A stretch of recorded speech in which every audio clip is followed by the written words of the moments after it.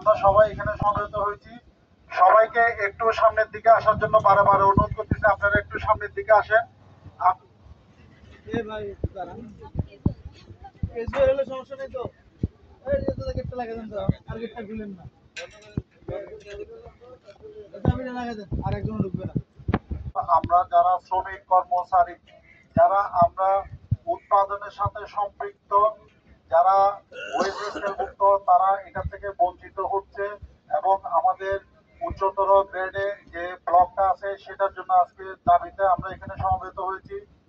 আজকে এই সভা এবং বিক্ষোভ সমাবেশে এই মুহূর্তে বক্তব্য রাখার জন্য ওয়েজ স্কেলভুক্ত শ্রমিক সাকিব আরমানকে আমি অনুরোধ করতেছি তার বক্তব্য রাখার জন্য।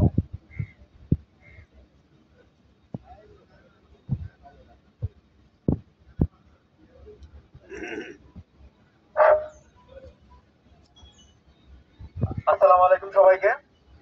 প্রথমে সবার কাছে ক্ষমা চেয়ে নিচ্ছি আপনাদের সাময়িক এই ভোগান্তির জন্য, কষ্ট দেওয়ার জন্য। আসলে কষ্ট আমাদের দীর্ঘদিনের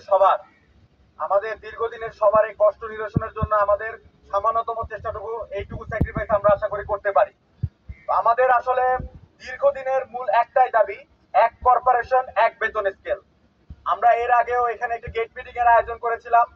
আমরা কর্তৃপক্ষের কাছে স্মারকলিপির মাধ্যমে আমাদের দাবি দেওয়া 5% প্রণোদনা, 15% বিশেষ প্রণোদনা, তারপরে উচ্চতর গ্রেড এবং অন্যান্য যাবতীয় সমস্যাদি সহ কর্তৃপক্ষের মাধ্যমে আমরা উচ্চতর যারা আছে তাদেরকে বিসিএসসি হেড অফিসে আমরা অবহিত করেছিলাম।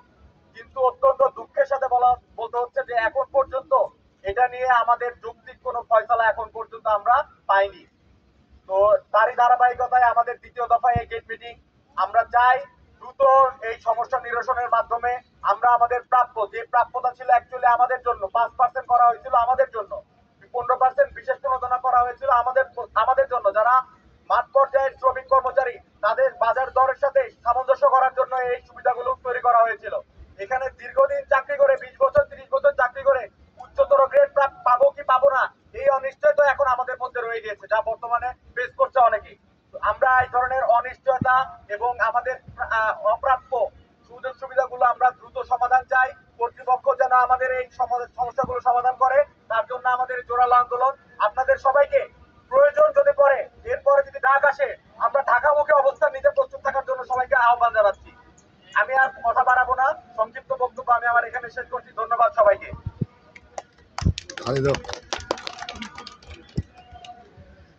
ধন্যবাদ সাকিব আরমানকে।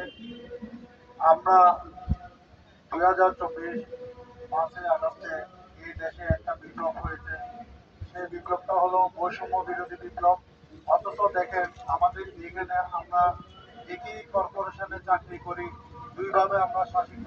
আমাদের জব নেচার হলো যেটা, ওনাদেরও জব নেচার সেটা, কিন্তু তারপরও আমরা এবিসিআইসিতে আমরা দুভাবে শাসিত হচ্ছি। একটা ওয়েজ স্কেলভুক্ত শ্রমিক যারা সব সময় নিপীড়িত নিষ্পেষিত, অথচ তারা তাদের ঘাম শ্রম দিয়ে এই উৎপাদনকে অব্যাহত রেখেছে। আমরা অতি সত্বর এই দাবি জানাচ্ছি আমাদের ঊর্ধ্বতন কর্মকর্তা এবং বিসিআইসির প্রতি, যে একই কর্পোরেশন একই স্কেল, এই এক দাবি আমাদের প্রাণের দাবি। এই দাবিটা অতি দ্রুত বাস্তবায়ন করা হোক। এই মুহূর্তে বক্তব্য রাখার জন্য অনুরোধ করতেছি শ্রমিক কর্মচারীর সবসময় যাকে কাছে পাই আমাদের জালাল আহমদ ভাইকে এই মুহূর্তে তার মূল্যবান বক্তব্য রাখার জন্য অনুরোধ করতেছি। সম্মানিত উপস্থিত শ্রমিক কর্মচারী ভাই বোনেরা, আসসালামু আলাইকুম। আমাদের এই 5% প্রণোদনা, এটা যদি আমরা পাচ্ছি, আমাদের মজুর শ্রমিকরা এখনো পাচ্ছে না। এটা খুবই দুঃখজনক ব্যাপার। এটা আমাদের ন্যায্য দাবি। এই দাবি আদায়ের লক্ষ্যে আমরা অতীত গেট মিটিং করেছি। এক পর্যায়ে যে 5% ব্যাপারটা অর্থ মন্ত্রণালয় থেকে নিষেধ করে দেওয়া হয়েছিল। পরবর্তীতে আমরা বিশেষ করে আরিফ ভাই সহ আমরা এটা নিয়ে একটু বিভাগ এবং শ্রম মন্ত্রণালয় হইতে গিয়েছি। এটার ব্যাপারে মন্ত্রণালয় থেকে শ্রম মন্ত্রণালয়, অর্থ মন্ত্রণালয় সিদ্ধান্ত নেওয়ার সম্ভাবনা একটু এই ধরনের আশ্বাস আমাদেরকে দিয়েছেন।